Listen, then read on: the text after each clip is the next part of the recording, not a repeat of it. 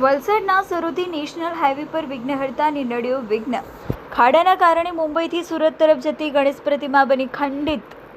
વલસાડના Sarodi national highway પર કુંડી ઓવરબ્રિજ પાસે ખરાબ રસ્તાના કારણે ગણેશજીની પ્રતિમા ટ્રકમાંથી પટકાતા ખંડિત બની.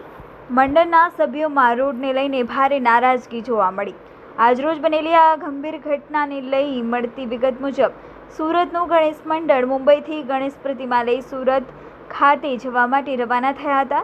જે દરમિયાન તેઓ મુંબઈથી વલસાડ સુધી ગણેશજીની પ્રતિમાને ખૂબ જ સારી રીતે લઈ જઈ રહ્યા હતા અને સુરતમાં મંડળના સભ્યો આ ગણેશ પ્રતિમાનું આતુરતાથી આગમન કરવાની રાહ જોઈ રહ્યા હતા.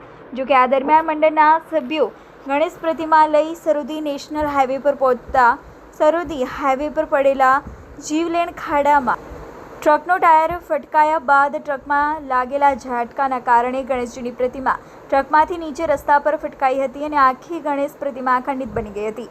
જોકે આ ઘટના બનતા મંડળના સભ્યોને ભારે આઘાત લાગ્યો હતો. ત્યારબાદ મંડળના સભ્યો દ્વારા નજીકથી ક્રેન બોલાવી ખંડિત ગણેશજીની પ્રતિમાને ફરી એકવાર ટ્રકમાં મૂકી વલસાડના નજીકની નદીમાં વિસર્જન કરવાની ફરજ પડી હતી. જોકે આ બનાવ બન્યા બાદ સુરતના ગણેશ મંડળ તથા વલસાડના અને સમગ્ર ગુજરાતના તમામ ગણેશ મંડળોમાં ખરાબ રસ્તાને લઈને ભારે નારાજગી જોવા મળી હતી.